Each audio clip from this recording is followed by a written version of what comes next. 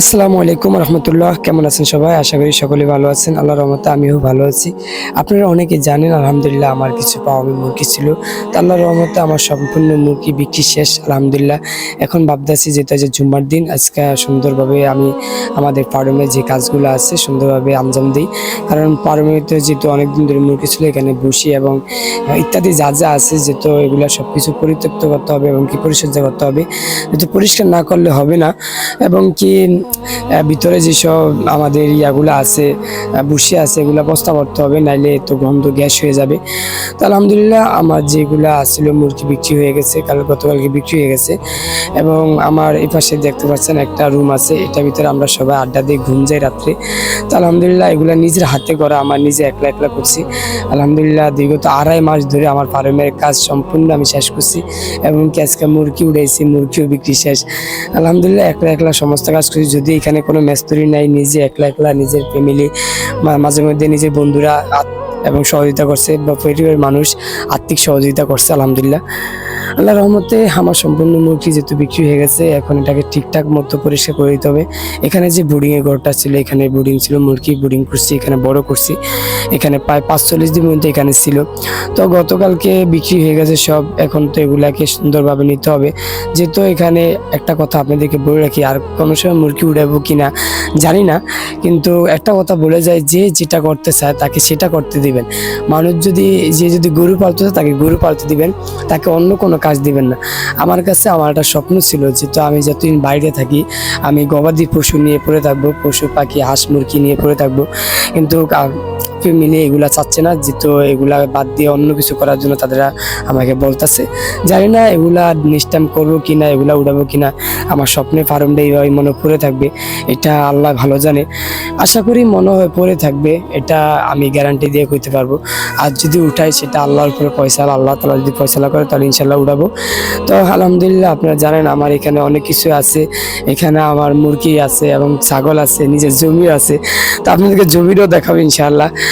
আমিও আলহামদুলিল্লাহ এখানে সবগুলা বস্তা আছে। অনেকে বলবেন এগুলা কি করবেন, এই ভুসিগুলা অনেকে পুষ্টি নিতে পারে, মাছে খাবে এবং কি নাইলে এগুলোর ভিতরে আলু রইলে, যেমন বাড়ির তলে আলু রইলে অনেকটা ভালো হবে, এগুলোর ভিতরে ভালো আলু হবে। তো আলহামদুলিল্লাহ আমার যে মুরগি বিক্রি হয়েছে মোটামুটি ভালো একটা লাভবান হয়েছে, মোটামুটি ভালো একটা বেনিফিট লাভবান মশলা দিলে হয়েছে আল্লাহর রহমতে। মুরগি আমার 100 মুরগি উঠাইছে আলহামদুলিল্লাহ, সম্পূর্ণ মুরগি ছিল, আমার মুরগি মারা যায় না। তো এটা ফার্মের কাজ আলহামদুলিল্লাহ মোটামুটি রাখলাম, যেহেতু আজান দিয়ে দিছে। এখন আমার বন্ধুর সাথে গেলাম আমার বিলের দিকে যায় আমার সমস্ত ক্ষেতটা দেখতে এসেছি, কারণ আজকে অনেক দিন হচ্ছে আমার ক্ষেতের দেখি না। যেহেতু আমার বন্ধু আশাফুল এবং আমি মিলে এগুলা করি, প্রায় 3.5 করা জমি, এই জমিটা আমরা দুজনেই মিলে করছিলাম আজকে 1 বছর ধরে। যেহেতু এখন দইঞ্চা আছে, চারিদিকে পানি। এখানে আবার একটা ফল দেখলাম, এই ফলটা আমার বন্ধু নিতে চেয়েছিল আশা বলে, যেটা কি ফল দেখতে চেয়েছিল জানি না এটা কি ফল, এটা নিলাম এইভাবে।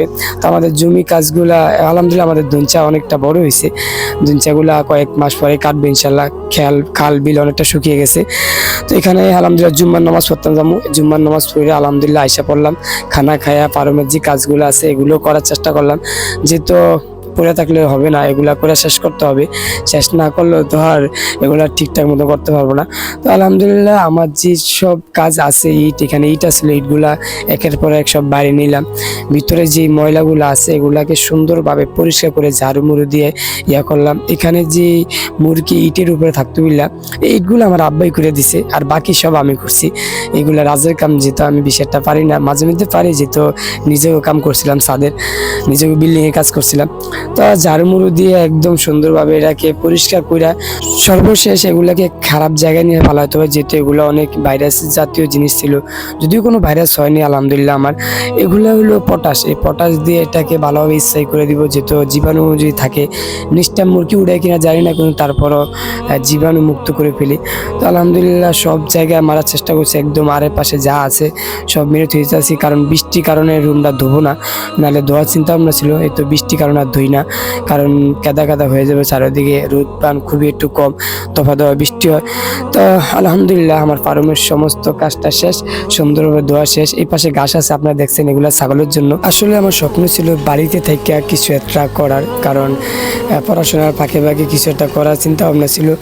জানি না আল্লাহ তাআলা কতদিন পর্যন্ত বাড়িতে রাখে, আবার কোন দিন জানি বিদেশ চলে যায়। তো আপনারা সবাই ভালো থাকবেন, আমার জন্য দোয়া করবেন। আল্লাহ হাফেজ।